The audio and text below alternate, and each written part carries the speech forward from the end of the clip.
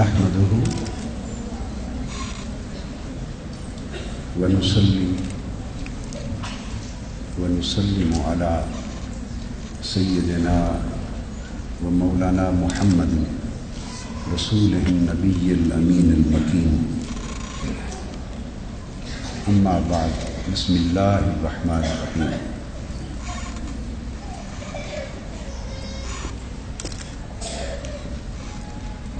صدر مجلس میاں عمران مسعود صاحب، صوبائی وزیر تعلیم اور مہمان خصوصی صوبائی وزیر مذہبی امور و اوقاف سید سعید الحسن شاہ صاحب اور مہمان خصوصی محترمہ ریٹائرڈ جسٹس ناصرہ جاوید اقبال صاحبہ، دیگر مہمانان گرامی قدر اور معزز خواتین، اللہ رب العزت کا شکر ہے جس کی توفیق سے ہم آج کی اس مبارک تقریب میں شریک ہوئے۔ اس موقع پر جبکہ ایران کے خانہ فرہنگ ایران کے ڈائریکٹر جنرل بھی تشریف فرما ہیں اور ان کی اہلیہ صاحبہ بھی آئی ہیں، آج کی تقریب کے مہمانان خصوصی میں شامل ہیں اور پاکستان کے طول و عرض سے اور اطراف و اکناف سے کثیر تعداد میں ہماری مائیں، بہنیں اور بیٹیاں سیدہ کائنات سلام اللہ علیہا کے اسم گرامی سے، آپ کی سیرت طیبہ کے حوالے سے، آپ کی عظمت کردار کی نسبت سے آپ کا یوم منایا گیا ہے اور وہ دور دراز سے آ کر اس میں شریک ہوئی ہیں، باوجود اس کے کہ یہ دو دن پاکستان کی تاریخ کے بڑے اندوہناک دن ہیں اور اتنی بڑی آزمائش کے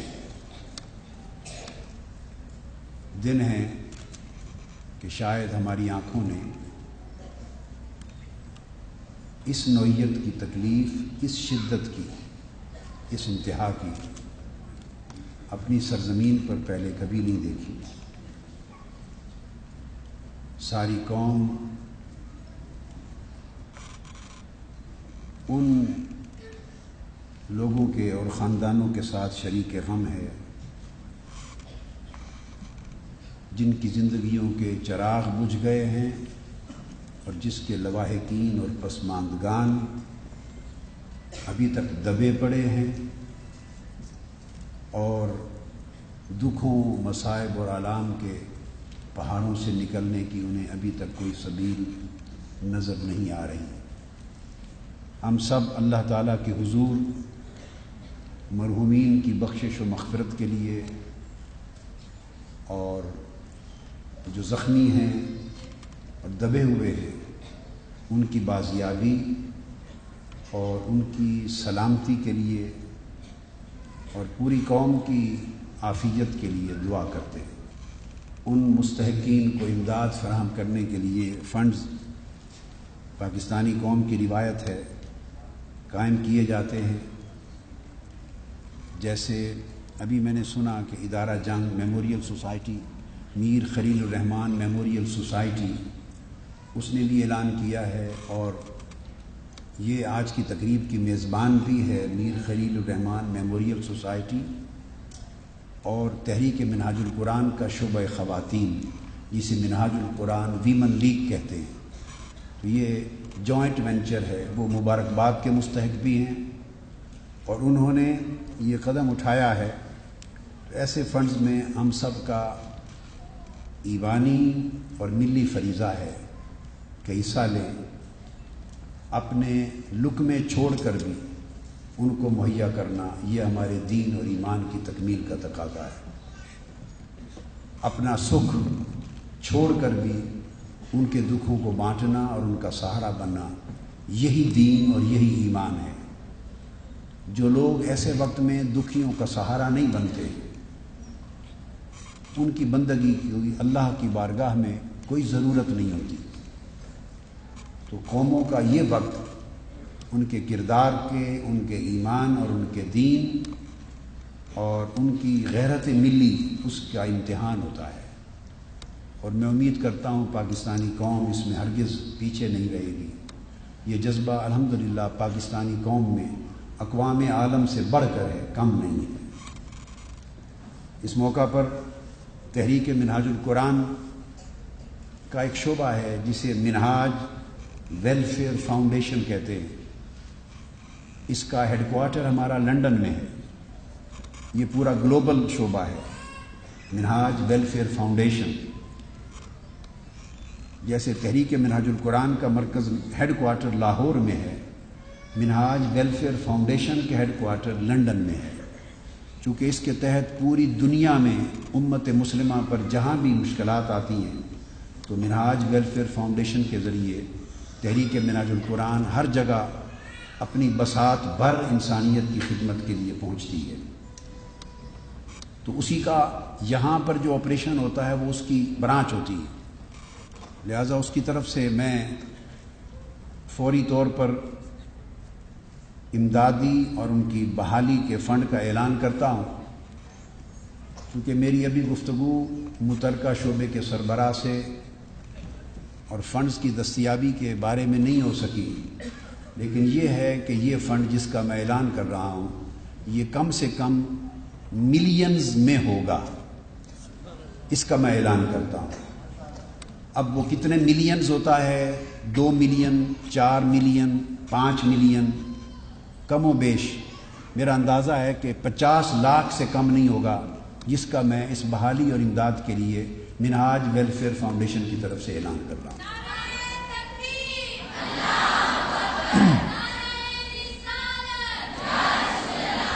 ہم نے منہاج ویلفیئر فاؤنڈیشن کے تحت اپنی ایمبولینسز اور کچھ ٹرکس، فوری طور پہ ادویات اور ٹرک میں کچھ سامان اور خوراک اور ایسا اہتمام کر کے آج ہی ہنگامی طور پہ ایک وفد کے ساتھ روانہ کیا ہے، اس لیے کہ وہ جا کے ضروری امداد بھی فراہم کریں اور جائزہ لے آئیں کہ اس امداد کو مؤثر اور منظم طریقے سے ضرورت مندوں کو صحیح تک پہنچانے اور حسب ضرورت پہنچانے کا نظام کیا ہو۔ ایک آدھ دن میں ڈٹرمن کر کے تو پھر وسیع پیمانے پر اس کا آغاز آگے کر دیا جائے گا۔ آپ لوگ بھی اس میں جس فاؤنڈیشن اور جس پلیٹ فارم کے ذریعے بھی آپ کو سہولت ہو اس میں شریک ہوں، مگر ان کی مدد اس وقت پوری قوم کا بنیادی فریضہ ہے۔ اور حکومت پاکستان سے میری درخواست ہے کہ وہ اپنے تمام تر وسائل، توانائیاں، افرادی قوت اور افواج پاکستان کے جوانوں کی قوت بطور خاص میکسیمم جتنا پاسبل ہو سکے بروئے کار لائے اور ان دبے ہوئے لوگوں کی ہر صورت مدد کرے۔ مجھے آج آتے ہوئے اطلاع آئی، ٹیلی فون پہ اطلاع ملی کہ کچھ لوگوں کے موبائل فون آ رہے ہیں کہ ہم ابھی تک زندہ ہیں، ہمیں آ کے اسلام آباد کی باتیں نکالا جائے، مگر وہ معلوم نہیں ہو رہا کہ کس بلڈنگ کے نیچے دبے پڑے۔ اس انداز کا یہ بحران ہے۔ اللہ رب العزت ہماری سب کی اور امت مسلمہ کی اور پوری انسانیت کی مدد فرمائے۔ آج کی کانفرنس سیدہ کائنات سیدہ فاطمۃ الزہرا رضی اللہ تعالی عنہا کے نام سے معنون ہے، ان کے نام سے منسوب ہے۔ آپ کا اسم گرامی آپ کو معلوم ہے فاطمہ ہے۔ مسند دیلمی میں ابو ہریرہ رضی اللہ تعالیٰ عنہ روایت کرتے ہیں، اور مستدرک حاکم میں امام حاکم حضرت علی رضی اللہ تعالیٰ عنہ سے روایت کرتے ہیں، فرماتے ہیں کہ آپ کا نام فاطمہ اس لیے رکھا گیا، اور آپ اندازہ کریں کہ نام پیدائش کے وقت رکھا جاتا ہے، حضور علیہ السلام نے آپ کا نام فاطمہ اس لیے رکھا، انما سمیت فاطمہ لأن اللہ فطمها وحجبها عن النار۔ فاطمہ فتمن سے نکلا ہے یہ لفظ، اس کا مطلب ہے روک بن جانا، ڈال بن جانا، روک لینا۔ تو فرمایا کہ ان کا نام فاطمہ اس لیے ہے کہ اللہ تعالیٰ نے ان کو دوزخ کی آگ سے، اور ایک روایت میں ہے ان سے سچی محبت کرنے والوں اور ان کی سچی پیروی کرنے والوں کو دوزخ کی آگ سے اللہ تعالیٰ نے ان کو روک لیا ہے، محفوظ کر لیا۔ آپ کا لقب بطول ہے۔ بطول کا لفظ عربی زبان میں باطلا، بطلن سے نکلا ہے، اور اس کا معنی ہے قاطعہ و ابانہ۔ قرآن مجید کا یہ لفظ اور یہ آیت اسی سے ہے، وَتَبَتَّلْ إِلَيْهِ تَبْتِيلًا۔ اور اے بندے اللہ کا نام جپ، اللہ کا ذکر کر اس کے نام کا، اور ہر ایک سے کٹ کر اسی کا ہو جا۔ یہ تبتل کا معنی ہے، تبتل اور تبتیل کا۔ تو یہ تبتل اور تبتیل بھی باطلا سے نکلا ہے، اسی سے بطول نکلا ہے۔ تو اس کا معنی ہے کہ آپ وہ ہستی ہیں کہ عبادت گزاری میں آپ فنا فی اللہ تھیں، اور توجہ الی اللہ میں کامل تھیں، اور تفرغ الی اللہ اور تبتل الی اللہ میں اس مقام پر تھیں کہ وہ دنیا کی ہر رغبت اور ہر چاہت اور ہر خواہش سے مکمل طور پہ کٹ کر قلباً و روحاً اللہ کی ہو گئی تھی۔ تو ان کا کاملاً اللہ کی طرف جو رجوع تھا اور تعلق تھا اور ربط تھا، جس کی وجہ سے وہ ان کے دل ہر ایک محبت اور چاہت اور رغبت جو غیر کی ہے اس سے خالی ہو گیا تھا۔ تو آپ کی اس شان استغنا اور شان روحانیت کے باعث آپ کو لقب بطول عطا کیا گیا۔ تیسرا ٹائٹل آپ کا زہرا ہے، تو میں نے چاہا کہ نام کا تجزیہ کر دیں، فاطمہ البطول الزہرا۔ تو زہرا پھول کو کہتے ہیں، تو اس لیے کہا گیا لأنہا زہرۃ المصطفیٰ، کہ آپ حضور علیہ الصلوۃ والسلام کا پھول ہیں، بلکہ گلشن مصطفیٰ ہیں۔ پھول ہی نہیں ہیں، حضور کا گلشن ہے، اور آقا علیہ السلام کے سب پھول اسی گلشن سے پیدا ہوئے ہیں۔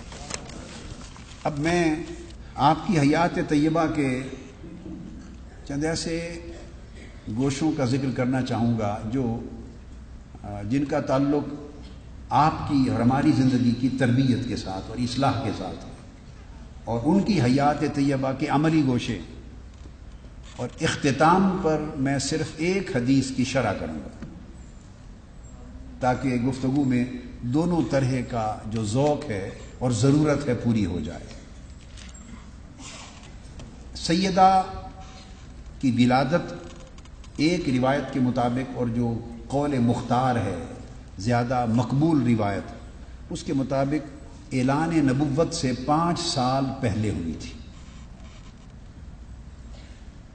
اور ایک روایت یہ بھی ہے کہ جس سال آپ نے اعلان نبوت فرمایا، یعنی آپ کی بعثت ہوئی، اس کے سال بعد، یعنی آپ کی عمر مبارک جب 41 برس تھی حضور علیہ الصلوۃ والسلام کی، تو سیدہ فاطمہ الزہرا کی ولادت اس سال ہوئی۔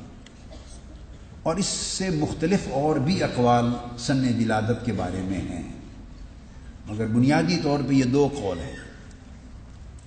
اس لحاظ سے جو بات اخذ کرنا چاہتا ہوں، پہلا نقطہ وہ یہ، خواہ آپ اعلان نبوت سے 5 برس پہلے تولد پذیر ہوئی، خواہ اعلان نبوت کے پہلے سال میں آپ کی ولادت ہوئی، دونوں صورتوں میں ایک بات طے ہے کہ آقا علیہ الصلوۃ والسلام کے اعلان نبوت کے بعد جو مصائب و آلام کے پہاڑ، کٹھن مرحلوں کا دور ہے، مخالفتوں کا دور ہے، عزیمتوں کا دور ہے، سازشوں کا دور ہے، مزاحمتوں کا دور ہے، رکاوٹوں کا دور ہے، تہمتوں کا دور ہے، آقا علیہ السلام پر حملوں کا دور ہے۔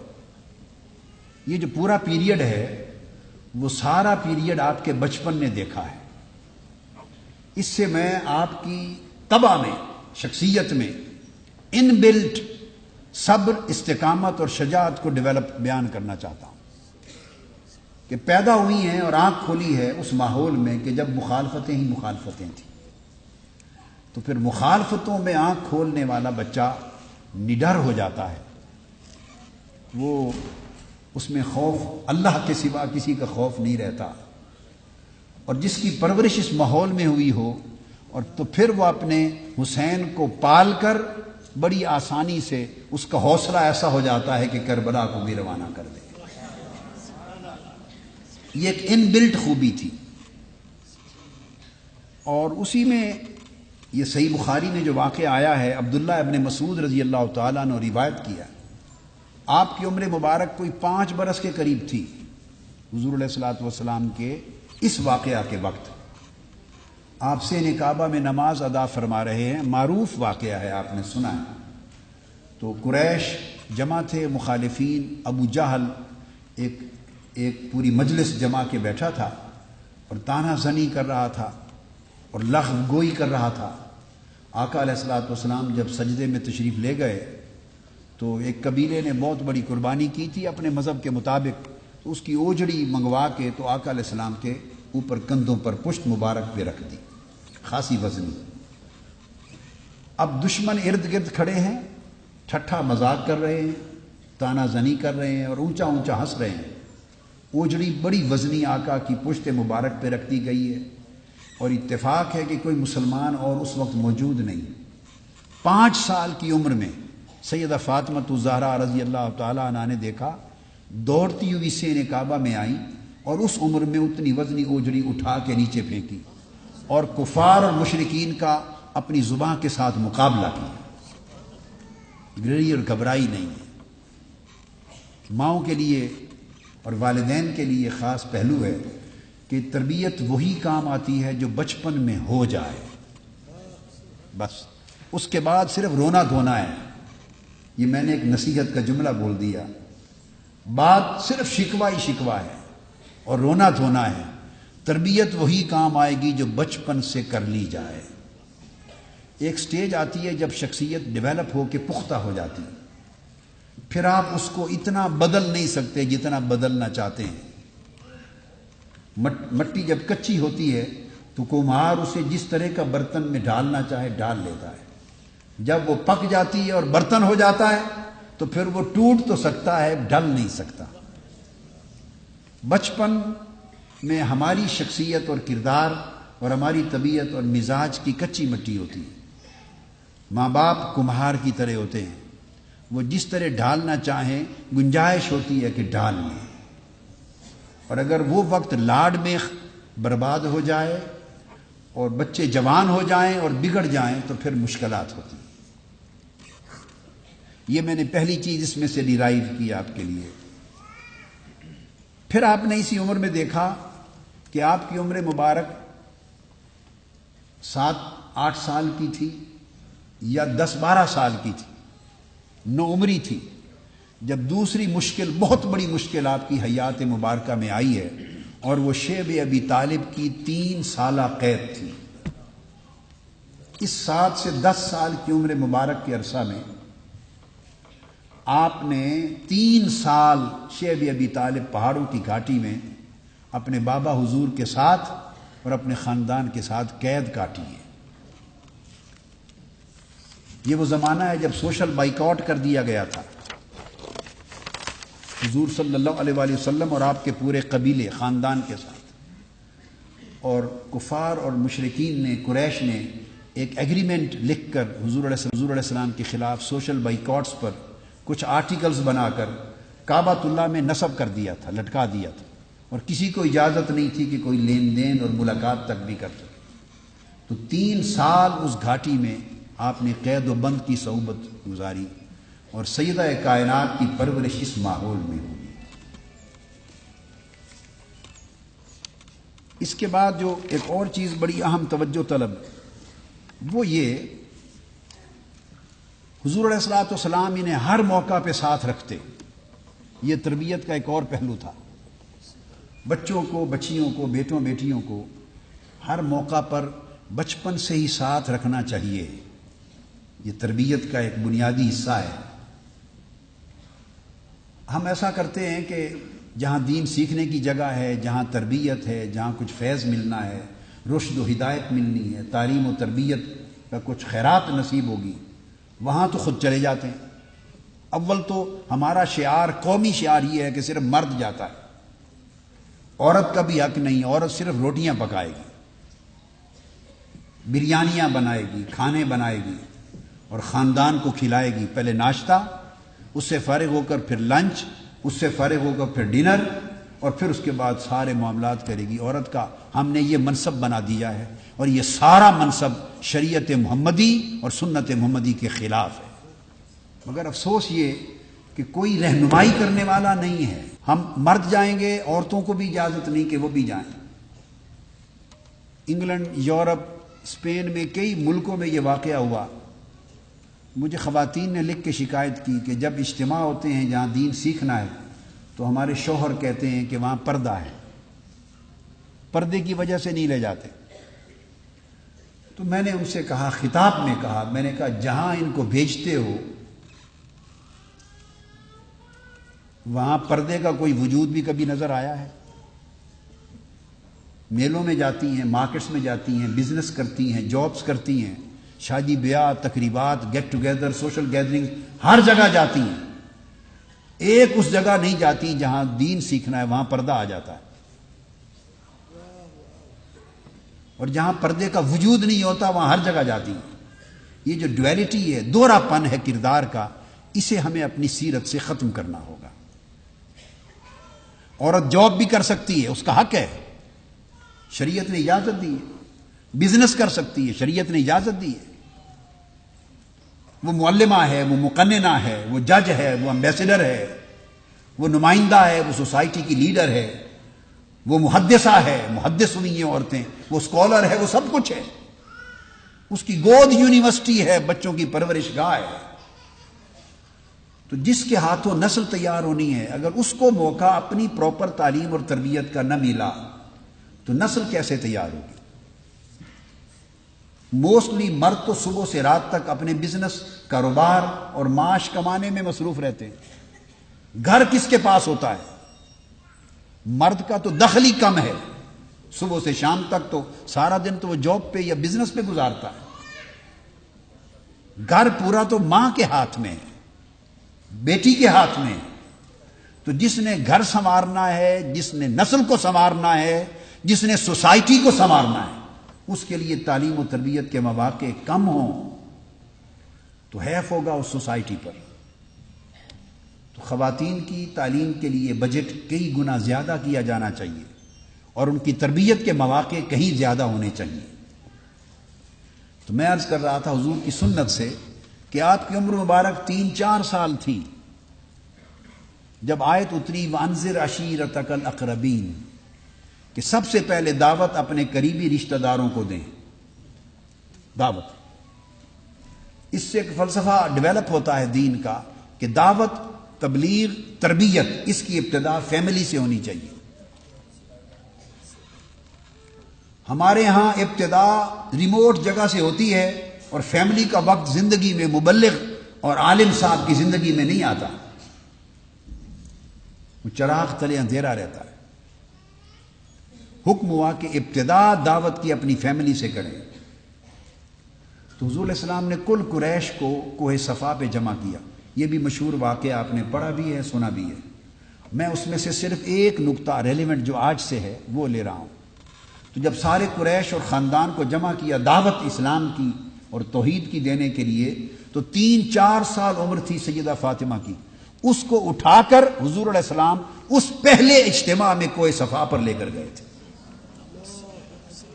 اس کو اٹھایا ہوا تھا ان کو ساتھ، حالانکہ خطاب کرنے جا رہے ہیں، دعوت دینے جا رہے ہیں، اور دعوت دے رہے ہیں مخالفین کو، قریش کو، دشمنوں کو۔ خدا جانے ان کا رد عمل کیا ہو، اور پہاڑ پر کھڑے ہو کے دعوت دینی ہے، مجمع عام ہے۔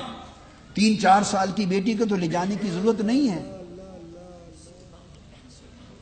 اور گھر میں سیدہ خدیجہ الکبریٰ موجود ہیں، اس وقت وہ حیات تھی، گھر چھوڑ جاتے، مگر نہیں، چونکہ ابھی اس عمر میں آ گئی تھی کہ سنتی تھی، سمجھتی تھی، کم از کم ویژول امپیکٹ ہوتا ہے، کہ ویژول امپیکٹ ہوتا ہے۔ اس سے جو پرسنالٹی ہے اس کے اوپر سائیکولوجیکل ایک اثر جاتا ہے، اس کو بھی مس نہیں کیا، تاکہ اس عمر میں نقش جو ہو جاتی ہے بات وہ ساری زندگی نہیں بھولتی۔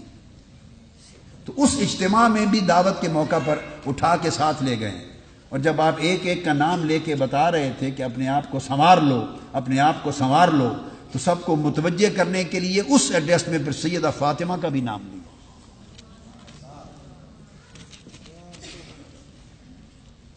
یہ بنیادی جو نقطہ اس میں سے وہ یہ ہوا کہ اس عمر سے انگلی پکڑ کے بچوں کو تربیت کے لیے ساتھ لے کے چل پڑنا چاہیے، اور یہ بچپن کے لیے سیدہ فاطمہ کی سنت ہے، اور بچوں کو تربیت دینے کے باب میں تاجدار کائنات کی سنت ہے۔ اور پھر بہت کم کتب میں آیا ہے، بہت ساری کتابوں میں یہ بات درج نہیں، اتنا کم آیا ہے کتابوں میں کہ شاید آپ میں سے کوئی بھی یہ نہ کہہ سکے کہ میں نے پہلے کہیں پڑھا ہے یا سنا ہے۔ بعض چیزیں اتنی قلیل روایت ہوئی ہیں، ہوتی حقیقتیں ہیں۔ جس رات معراج نصیب ہوا آقا علیہ الصلوۃ والسلام کو، تو آپ کی عمر مبارک اس وقت 9 10 12 برس کے لگ بھگ تھی، تو جس مکان میں آقا علیہ السلام سوئے ہوئے تھے، آرام فرما تھے، اس رات بھی سیدہ فاطمہ کو اپنے ساتھ رکھا ہوا تھا۔ معراج کی شب آپ کے ساتھ تھی۔ جب جبرائیل امین آئے ہیں اور دروازہ کھٹکھٹایا تو دروازہ معراج کی شب سیدہ فاطمہ الزہرا نے کھولا ہے، اور آپ نے پوچھا کون؟ تو آگے سے جواب آیا کہ جبرائیل آیا ہوں براق لے کر، اللہ پاک نے پیغام بھیجا ہے، حضور سے ملنا چاہتا ہے، اللہ ملاقات کے لیے بلایا ہے۔ تو سیدہ کائنات نے جا کے خبر دی ہے، پھر جبرائیل امین آئے اور باقی واقعہ معراج پیش آئے۔ اس سے آپ اندازہ کریں کہ کس طرح آقا علیہ السلام انہیں اپنی قربت و صحبت میں رکھتے۔ اس سے یہ پوائنٹ اخذ کر رہا ہوں کہ کتنی قربت و صحبت میں رکھتے تھے۔ تربیت صحبت سے ہوتی ہے، قربت سے ہوتی ہے۔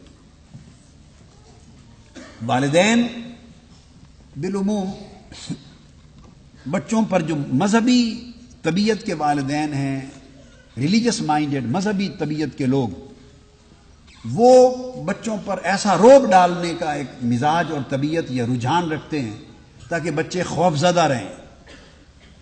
یہ خوف زدگی کا کوئی تصور اولاد کے لیے اسلام میں نہیں ہے، حضور کی سنت میں نہیں ہے۔ آقا علیہ السلام کی سنت یہ ہے کہ قربت اور صحبت میں رکھ کے انہیں اپنائیت دی جائے، اتنی شفقت اور پیار دیا جائے کہ وہ پیار کے اندر ہی خوف ہو، اور محبت میں جو خوف ہے وہ دنیا کی کسی شے میں نہیں ہے۔ یہ ایک الگ باب ہے۔ خوف اور خشیت کی جو کیفیت محبت میں ہے وہ وحشت والے خوف میں نہیں ہے، مگر قربت اور صحبت میں رکھیں، پیار دیں، محبت دیں، اور اس طریق سے تربیت کریں۔ اگر خوف زدگی کی کیفیت پیدا کریں گے تو بچے آپ سے دور ہو جائیں گے، فاصلہ ہو جائے گا، وہ دور ہو جائیں گے، چھپ جائیں گے، پھر آپ کے سامنے ڈر کے مارے وہ سب سمیٹ سموٹ کے سیٹ ہو کے آ جائیں گے، اور آپ کے جانے کی دیر ہے تو سب الحمدللہ پھر اپنی پراپر جگہ پہ واپس سب کو چلا جائے گا۔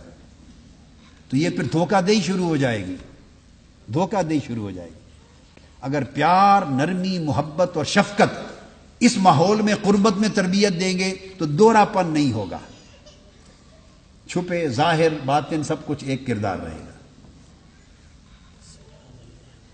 یہ تربیت کا عالم تھا، اور ایک لمحہ بھی آقا علیہ السلام انہیں اپنے آپ سے جدا نہیں فرماتے تھے، حتیٰ کہ ایک وقت صرف آیا اور وہ سفر ہجرت تھا، اس میں آقا علیہ السلام ان کو ساتھ نہیں لے جا سکے، ہجرت کی راہ۔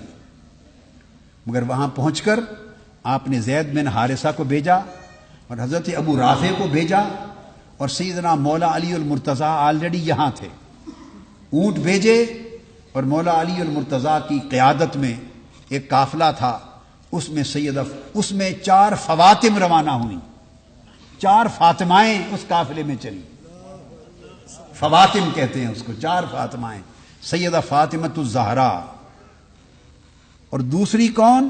سیدہ فاطمہ بنت اسد، حضرت مولا علی شیر خدا کی والدہ، یعنی آپ کی دادی جان، وہ بھی فاطمہ. تیسری فاطمہ بنت زبیر بن عبد المطلب، وہ بھی فاطمہ. اور چوتھی فاطمہ بنت حمزہ بن عبد المطلب. ایک ہی خاندان کی 4 فاطمہ. پھر حضرت ام کلثوم آپ کی ہمشیرہ، اور رقیہ آپ کی ہمشیرہ، اور حضرت عائشہ صدیقہ رضی اللہ تعالی عنہ، اور حضرت ام ایمن اور ان کے بیٹے، اور سیدنا ابوبکر صدیق کی بہو ام رومان، اور حضرت عائشہ صدیقہ کی بہن حضرت اسماء اور حضرت اسامہ. یہ قافلہ تھا جو مولا علی المرتضیٰ کی قیادت میں پھر بعد میں حضور کے پیچھے گیا. اور آقا علیہ السلام اس وقت تک قباء سے شہر مدینہ میں نہیں گئے جب تک فاطمہ نہیں پہنچ گئی. سیدہ کا سارا قافلہ پہنچا، آپ 17 دن وہاں مقیم رہے. جب قافلہ پہنچا ان کو ریسیو کر کے تو ملا کے پھر 2 میل کا فاصلہ تھا قباء کی بستی اور مدینہ کی بستی میں. پھر آپ مدینہ تشریف لے گئے. اس کے بعد پھر واقعات آئے ہیں. ہر غزوہ میں آپ ساتھ جاتی. اب یہ دوسرا اینگل ہے. جہاد کی پوری زندگی میں ساتھ شریک رہی، ہر غزوہ میں ساتھ ہوتی. غزوہ بدر میں ساتھ تھی. واپسی ہوئی تو اس دوران سیدنا عثمان غنی رضی اللہ تعالیٰ عنہ کی زوجہ محترمہ اور حضور علیہ السلام کی شہزادی حضرت رقیہ سیدہ فاطمہ الزہرا رضی اللہ تعالیٰ عنہ کی بڑی ہمشیرہ، ان کا وصال ہو گیا تھا اور تدفین ہو گئی تھی. جب پلٹی سیدھی ان کی قبر پہ گئیں اور رونے لگ گئی.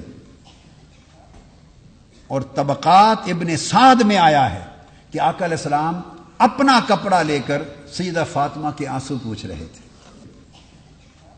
میں نے وہ جو روحانی عظمت اور فضیلت کی دیگر باتیں ساری چھوڑ دی ہیں، وہ الگ موضوع ہے. میں نے اور اینگلز لیے ہیں. وہ میری کتاب جن کا ذکر علامہ کراروی صاحب نے فرمایا الدرۃ البیضاء، تو اس میں آپ پڑھیں، احادیث ترجمے کے ساتھ ہیں. وہ آپ کے فضائل کا جو دوسرا اینگل ہے عظمت کا، وہ اس میں ہے. اس لیے میں شادی کی فضیلت کی بات نہیں کی کہ شادی کا امر اوپر ہوا تھا اور امر الہی سے سیدنا مولا علی المرتضیٰ سے عقد ہوا. شادی ہو چکی تھی. شادی کے بعد آقا علیہ السلام نے فرمایا علی اب کوئی گھر لے لو نا فاطمہ کے لیے، چھوٹا سا انڈیپینڈنٹ، تاکہ رہو. اس سے جو بات میں اخذ کرتا ہوں، اور صرف اس سے نہیں، علاوہ اس کے شرعی اصول ہیں، وہ یہ کہ جب بچے کی شادی ہو جائے تو ضد نہیں کرنی چاہیے کہ ایکسٹینڈڈ فیملی میں مل جل کے ہی رہیں گے. یہ ان کا رائٹ ہے کہ ان کو انڈیپینڈنٹ گھر دیا جائے.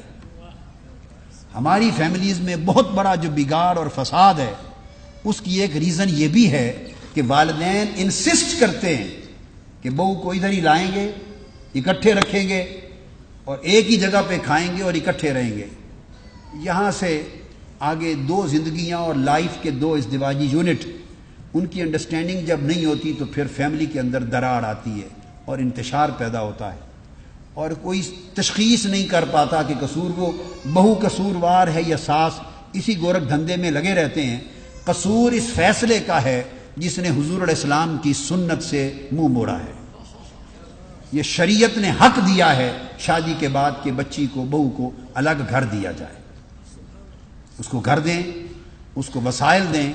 وہ پیرنٹس اور گھر والوں کے ہاتھوں کی طرف نہ تکے اپنی ضروریات کے لیے. اس کا شوہر اس کو کما کے دے، انڈیپینڈنٹ لائف ہو.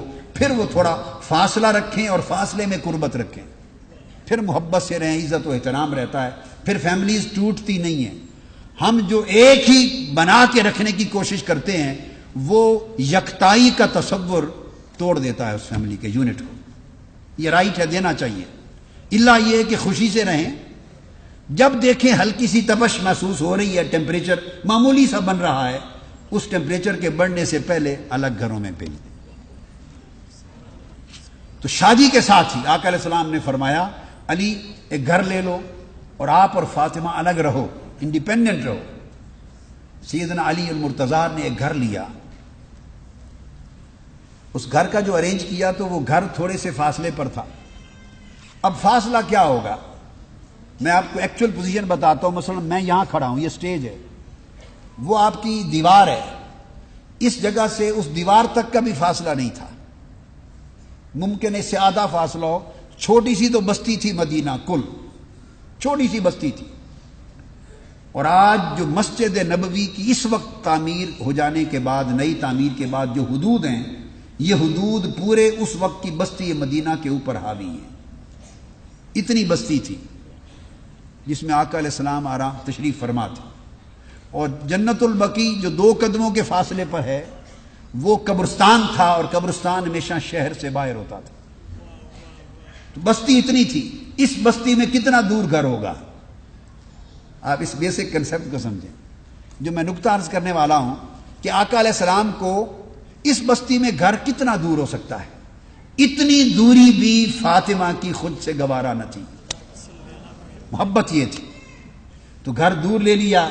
جب آقا علیہ السلام کو پتہ چلا کہ گھر وہ لیا ہے، تو یہ عبداللہ بن عامر بھی روایت کرتے ہیں اور عبداللہ بن عباس بھی روایت کرتے ہیں حضرت حارثہ بن نعمان انصاری سے۔ تو آقا علیہ السلام نے خواہش کا اظہار کیا، فاطمہ ایسی سبیل نہیں ہو سکتی کہ گھر میری رہائش گاہ کے قریب لے لو تاکہ آتے جاتے تمہیں دیکھ لیا کروں۔ اب آپ کا در انور تو مسجد کے قریب تھا، دروازہ مسجد نبوی کے سین میں کھلتا تھا، اس کی تو لوکیشن ایک بڑی اسپیشل تھی، اور وہ گھر مسجد نبوی کی دوسری سمت تھا، بس فرق اتنا تھا۔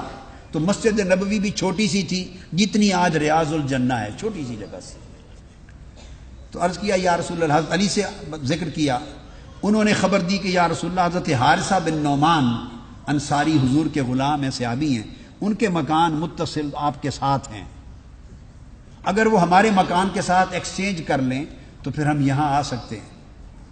عرض کی بابا جان آپ فرما دیں حارثہ بن نعمان کو، حضور کے غلام ہیں، صحابی ہیں، آپ فرما دیں۔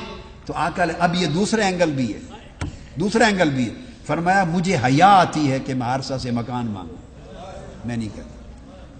یہ مذہبی رہنماؤں کے لیے، مشائخ اور پیروں کے لیے، علماء کے لیے، دینی رہنماؤں کے لیے، سیاسی لیڈروں کا میں ذکر اس لیے نہیں کرتا کہ وہ تو سارا کچھ ہی ہڑپ کر کے ڈگار نہیں لیتے، ان کی بات کیا کرنی ہے، ان کے لیے تو پورے ملک ہی حلال ہے، اور پھر چلتے رہتے ہیں ان کے معاملات، وہ تو سارا کچھ کھا جائیں تو سب حلال ہے۔ مذہبی رہنماؤں کے لیے میں بات اس وقت کر رہا ہوں چونکہ مذہبی تقریب ہے۔ آقا کی سنت سے سیکھیں، ماننے والوں اور پیروکاروں سے داؤ پیچ چل کے نذرانے لینا، پیسے بٹورنا، جائیدادیں لینا، یہ سنت مصطفیٰ کے خلاف ہے۔ اور جو لوگ اس طرح اہتمام کرتے ہیں اور طریقے سے وصول کرتے ہیں، کیش، کائن، مکان، جائیدادیں، پیسہ، ٹکا، تو پھر یقیناً نہ ان کی دعوت میں فیض رہتا ہے، نہ تبلیغ میں برکت رہتی ہے، نہ زبان میں تاثیر رہتی ہے، نہ وجود میں تقویٰ رہتا ہے۔ پھر وہ دعائیں بھی قبولیت کھو دیتی ہیں، سجدے بھی اپنا فیض کھو دیتے ہیں، اس لیے کہ دل میں تو دنیا کا لالچ ہے۔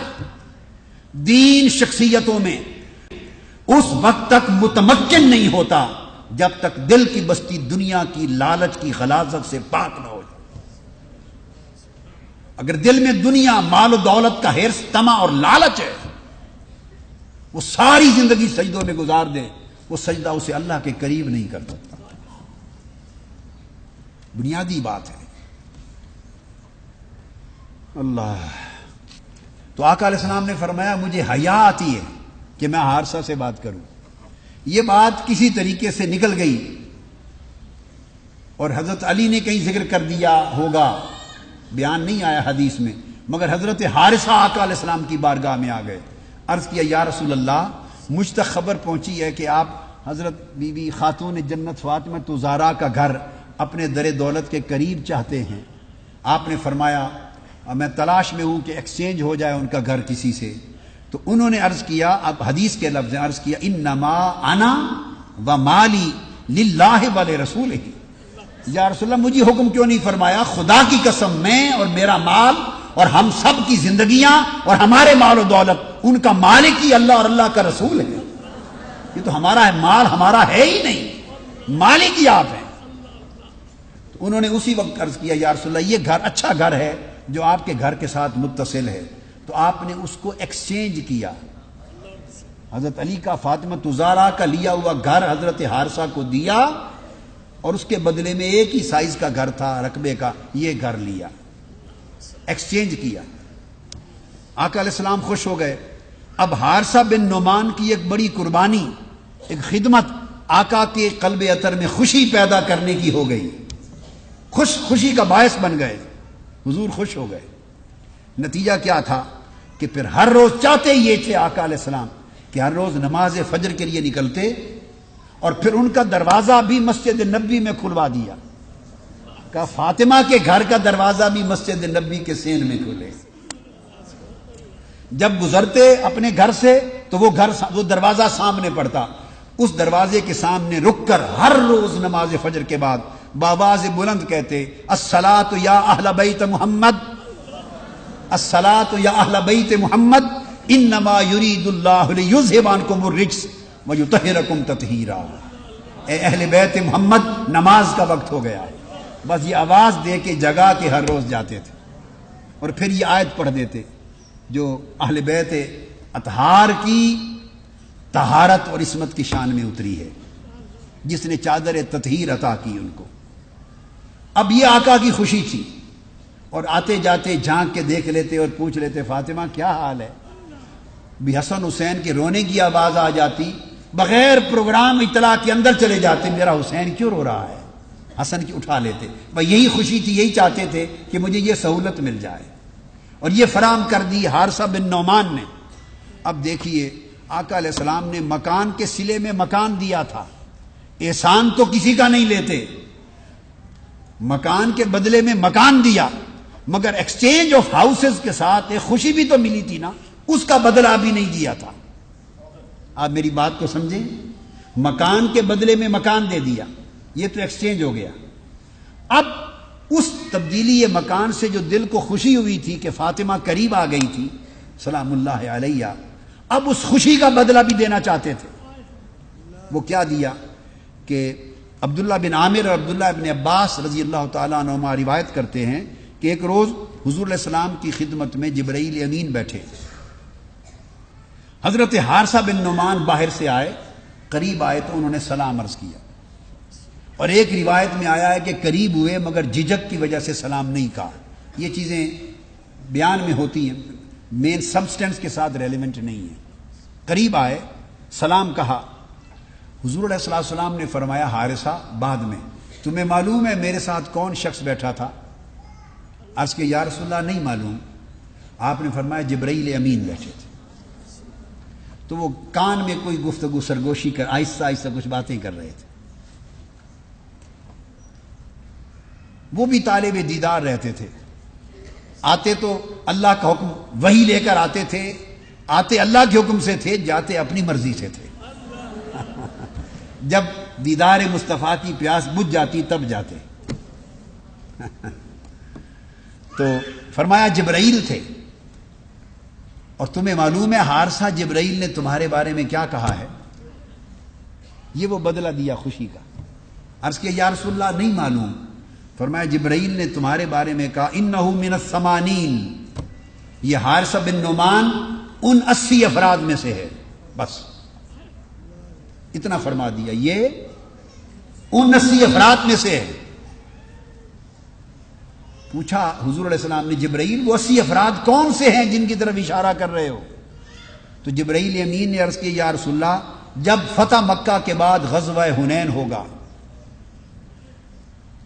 اور 12,000 کا لشکر ہوگا اسلام کا، اور ادھر سے صرف ایک لشکر باقی قبائل کے علاوہ ایک مین لشکر لڑنے والا، وہ 40,000 مسلح جوانوں کا ہوگا، اور پھر ارد گرد کے اور قبائل بھی ان کے ساتھ ملیں گے۔ تو اس وقت وہ جب انتہائی سخت حملہ کریں گے تو پورے لشکر میں غزوہ احد کی طرح بھگدڑ مچ جائے گی، اور ایک لمحے کے لیے غزوہ حنین میں کفار مار کا سر کر لیں گے، اور سارے لشکر اسلام کے سپاہی منتشر ہو جائیں گے۔ کچھ سمجھ کسی کو نہیں آئے گی کہ کیا ہو گیا، دائیں بائیں منتشر ہو جائیں گے، اور ایک وقت آئے گا کہ صرف 80 صحابہ آپ کے ارد گرد آپ کا دامن تھام کر آپ کے دفاع میں سیسا پلائی ہوئی دیوار بن کے کھڑے ہوں گے۔ اس کے بعد آپ آواز دیں گے تو پلٹ کے سارے آ جائیں گے، وہ جو 80 صحابہ اس آخری لمحے بھی آپ کے ارد گرد دفاع کے لیے کھڑے ہوں گے، حارثہ بن نعمان کو ان میں شامل کر دیا گیا۔ اور اس کے علاوہ پھر صرف یہی نہیں، پھر حدیث پاک میں ہے کہ حضور علیہ السلام یہ ایک صلہ دیا، اور پھر یہ دنیا کا صلہ تھا، آخرت میں صلہ دیا۔ حضور علیہ السلام نے فرمایا کہ میں جنت میں گیا اور میں نے قرآن مجید کی قرات سنی، جنت میں قرآن مجید کی تلاوت قرات سنی، اور میں نے پوچھا جبرائیل یہ قاری جنت کون ہے جو قرآن کی تلاوت کر رہا ہے؟ انہوں نے کہا حارثہ بن نعمان ہے۔ یہ جو حضرت فاطمہ کا گھر حضور کو قریب لا کر حضور کو خوش کیا تھا، اس کے صلے میں دنیا بھی مل گئی، آخرت بھی مل گئی۔ سو اس طرح سیدہ کائنات پھر آپ کے ساتھ غزوہ خندق میں بھی شریک ہوئی، کھانا بنا کے لائی، کھلاتی تھی، سفر حدیبیہ میں بھی شریک تھی، فتح مکہ کے سفر میں بھی شریک تھی، جب حوازن اور ثقیف کے قبائل کے ساتھ غزوات تھے ان میں بھی شریک تھی، اور حجۃ الوداع کے سفر میں بھی شریک تھی، اور جب آقا علیہ السلام نے مالا اعلیٰ کو سفر فرمایا تو تب بھی آپ ہی کا دست اقدس حضور کے سینے گزشتے تھے۔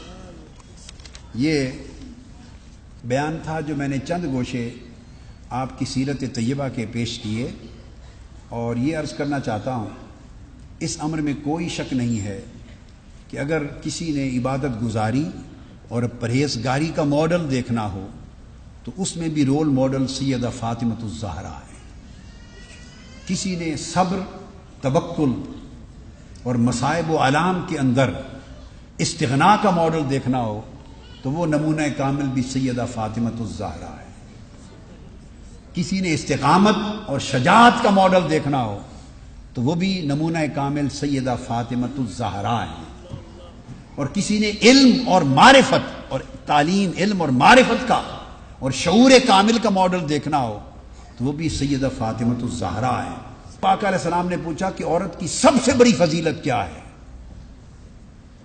تو کسی کو جواب نہیں آیا، ہر ایک نے جواب دیا مگر آقا علیہ السلام نے قبول نہیں کیا۔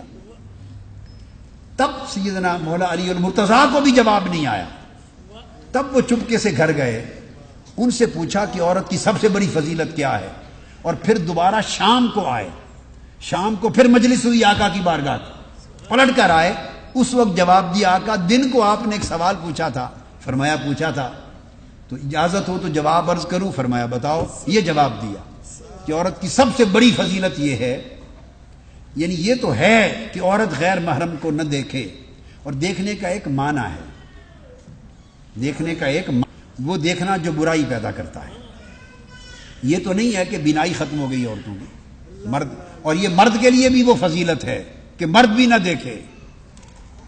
غض بصر کا حکم علماء اور مرد لوگ عورتوں کو دیتے ہیں کہ نگاہ نیچی کرو، اور بھولتے ہیں کہ نگاہ نیچی کرنے کا حکم ان سے پہلے مردوں کے لیے بھی ہے۔ نگاہ کی پاکیزگی مرد کی بھی ہے، عورت کی بھی ہے، تب سوسائٹی پاک ہوتی ہے۔ خیر، تو عرض کیا یا رسول اللہ جواب یہ ہے کہ یہ تو ہے کہ عورت نہ دیکھے، لیکن فرمایا کہ بڑی فضیلت یہ ہے کہ ایسی ہو کہ مرد بھی نہ دیکھ سکے، کسی غیر محرم نے نہ دیکھا ہو۔ اب حدیث کا جو اگلا جملہ وہ ذہن سے اتر گیا، ان کے نہیں بیان کر سکے، وہ یہ تھا، آقا علیہ السلام نے فرمایا علی بتاؤ جواب کس سے پوچھ کر آئے ہو؟ یہ کس سے پوچھ کر آئے ہو؟ انہوں نے عرض کیا یا رسول اللہ سیدہ فاطمۃ الزہرا سے پوچھ کے آیا۔ آقا علیہ السلام مسکرا پڑے۔ یہ مقام تھا جب یہ حدیث وارد ہوئی، جب عرض کیا حضور میں فاطمہ سے پوچھ کے آیا ہوں، حضور نے فرمایا ان فاطمہ بدعۃ منی، فاطمہ میرا ٹکڑا ہے۔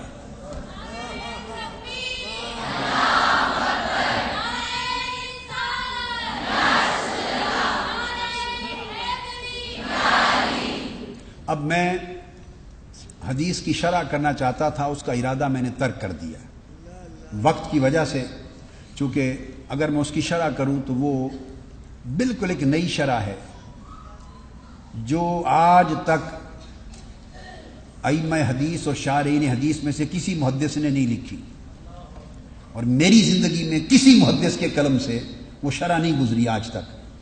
تو جب ایک ایسی شرح نئی انسان کرتا ہے تو اس کے لیے دلائل ہوتے ہیں، قرآن کے، حدیث کے، لغت کے، تو وقت لیتا ہے وہ، پھر وہ کام وقت لیتا ہے۔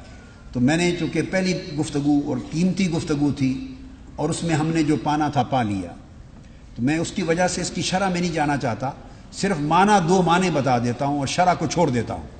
تو اس موقع پر آقا علیہ السلام نے فرمایا، جب سنا کہ فاطمہ سے جواب لے کے آیا ہوں، فرمایا فاطمہ یہ جواب کیوں نہ دیتی، بدعۃ منی،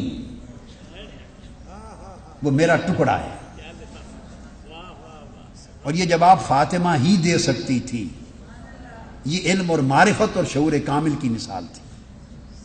اب میں نے عرض کیا کہ شرح چھوڑوں گا، ریفرنسز چھوڑ دوں گا، دلائل چھوڑ دوں گا، صرف معنی سمجھا دیتا ہوں۔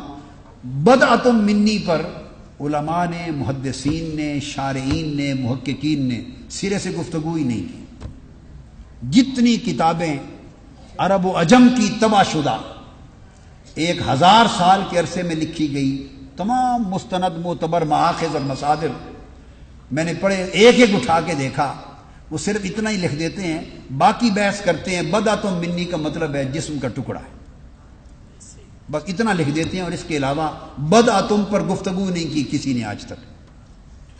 کوئی اور موقع ہوگا تو میں اس پر تفصیل سے گفتگو کروں گا، ایک الگ شرح ہے، لیکن آج صرف آپ کو توفتاً اس کا معنی بتانا چاہتا ہوں۔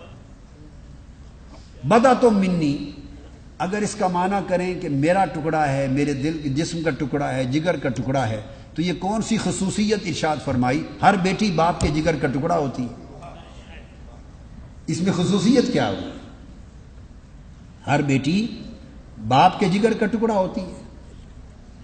تو پھر اگر آقا علیہ السلام نے اس جواب کے اوپر رسپانس دیتے ہوئے، اپریشیٹ کرتے ہوئے یہ کمنٹ کیا کہ ہاں یہ جواب فاطمہ ہی دے سکتی تھی، کیوں؟ بدعۃ منی، وہ میرا حصہ ہے۔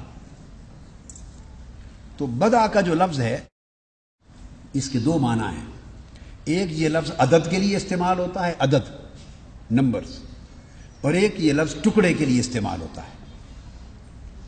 عدد کے لیے عربی لغت میں متفق علیہ قاعدہ ہے، اس بات پر ائمہ لغت میں سے کسی لغت کی کتاب کا اختلاف نہیں ہے، نہ تفاسیر میں اختلاف ہے، نہ کسی صاحب علم نے اختلاف کیا ہے۔ یہ لفظ بدعۃ، بدعۃ، بدعن، بدعن اور بدعن، یہ جو لفظ ہے عدد میں استعمال ہوتا ہے 3 سے اوپر اور 9 سے نیچے۔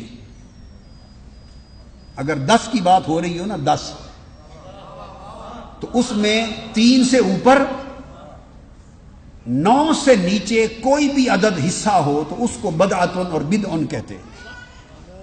اور کثرت کے ساتھ ائمہ نے بدعن اور بدعن اور بدع یہ یوز کیا ہے 7 کے لیے۔ قرآن مجید میں یہ لفظ بدعن کے طور پر صرف 2 مقامات پہ آیا ہے، سورہ یوسف میں اور سورہ روم میں۔ سورہ یوسف کے بارے میں فلابث فی السجن بضع سنین، یوسف جیل میں کچھ سال رہے، یوسف جیل میں کچھ سال رہے، بضع سنین۔ تو اس پر کوئی اختلاف نہیں ہے، سب نے لکھا ہے کہ بدعہ سے مراد 7 سال ہے، آپ 7 سال رہے تھے، تو لفظ بدعہ 7 کے لیے استعمال ہوا، out of 10، 7 out of 10، and it can be 9 out of 10، not 10، 10 نہیں ہو سکتا، 10 سے 9، 8، 7، مگر عموماً 7 پر استعمال ہوتا ہے۔ اور 7 کا عدد، اور سورہ روم میں بھی یہ لفظ آیا ہے، وہاں بھی 7 سال کے لیے آیا ہے۔ 7 کا عدد 10 میں آپ غور کریں، یہ 2/3 بنتا ہے۔ آپ ذرا کریں، 10 کو 3 حصے کریں، 3.5، 3.5 اور پھر آگے وہ 3.5 تو نہیں بچتا، 3 کریں تو یہ 2/3 بنتا ہے۔ 7 2/3 سے تھوڑا اوپر، باقی 1/3 بچتا ہے۔ اور بدعہ کا معنی شک نہیں ہے کہ ٹکڑا ہے جگر کا، جان کا۔ حضور نے فرمایا بدعہ اور بدعتن کا لفظ یوز کر کہ فاطمہ وہ ٹکڑا نہیں ہے جو ہر بیٹی باپ کا ہوتی ہے، 2/3 جان میری فاطمہ میں، 2/3 جان۔ مدغہ، مدغہ کس کو کہتے ہیں؟ عربی زبان میں دل کو کہتے ہیں۔ مدغہ کے 2 معنی ہیں، ایک معنی ہے دل، تو دل کو مدغہ کہتے ہیں، اور حدیث میں بھی حضور نے دل کو مدغہ کہا۔ تو مدغتم منی اور بدعتم منی کا مطلب آپ نے فرمایا کہ فاطمہ میرا دل ہے، اور دل زندگی اور روح کا مرکز ہوتا ہے، دل مرکز روح ہے۔ گویا فاطمہ کا وہ تعلق ہے میری جان کے ساتھ کہ فاطمہ میری مرکز روح ہے، میری روح فاطمہ میں ہے، میری روح فاطمہ میں ہے، اس لیے جب وہ بولتی ہے تو وہ میرا کلام اور میری معرفت بولتی ہے۔ اور مدغہ کا دوسرا معنی ہے جب ماں کے رحم میں جب ہو جاتا ہے کنسیپشن تو سب سے پہلے نطفہ ہوتا ہے، نطفہ میاں بیوی کے ملاپ سے نطفہ ایک عرصہ رہتا ہے، کچھ ویکس کے بعد نطفہ کنورٹ ہو جاتا ہے علاقہ، ایک ہینگنگ میس ہوتا ہے، ہینگنگ میس وہ اینڈومیٹریم یوٹرس کے اندر ہینگ کرتا ہے جالے کی طرح، اس کو کہتے ہیں علاقہ۔ پھر علاقہ کی کنڈیشن کئی ہفتے رہتی ہے، علاقہ جب اپنا پیریڈ مکمل کرتا ہے تو وہ کنورٹ ہو جاتا ہے مدغہ میں، یہ تیسری سٹیج ہے نطفہ علاقہ۔ قرآن نے کہا فَخَلَقْنَا الْعَلَقَةَ مُدْغَةً فَخَلَقْنَا الْمُدْغَةَ عِظَامًا، جب مدغہ بنتا ہے تو اس پر ہڈیوں کا ڈھانچہ اور گوشت پوست چڑھا کے شخصیت مکمل ہو جاتی ہے۔ تو جب مدغہ تیار ہوتا ہے تو حدیث میں حضور نے فرمایا اس مدغہ میں روح ڈالی جاتی ہے، روح نہ نطفہ کے سٹیج پہ آتی ہے نہ علاقہ کے سٹیج پہ آتی ہے، جب مدغہ بنتا ہے تو روح مدغہ میں آتی ہے، تو گویا جس میں روح آئے اس کو مدغہ کہتے ہیں۔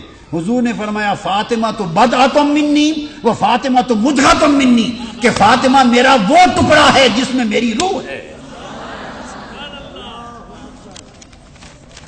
چونکہ میری روح فاطمہ میں ہے اس لیے وہ چلتی ہے تو اس کا چلنا میری طرح کا ہے، وہ بولتی ہے تو اس کا بولنا میری طرح کا ہے، وہ جب کلام کرتی ہے تو اس کا شعور اور معرفت میری طرح کی ہے، وہ جب سیرت و کردار اور تقوی کا اظہار کرتی ہے اور شجاعت اور مردانگی کا اظہار کرتی ہے اور جرأت اور استغنا کا اظہار کرتی ہے تو وہ دیکھنے میں نام میں فاطمہ ہے مگر اپنے باطن میں وہ محمد مصطفیٰ کی روح ہے۔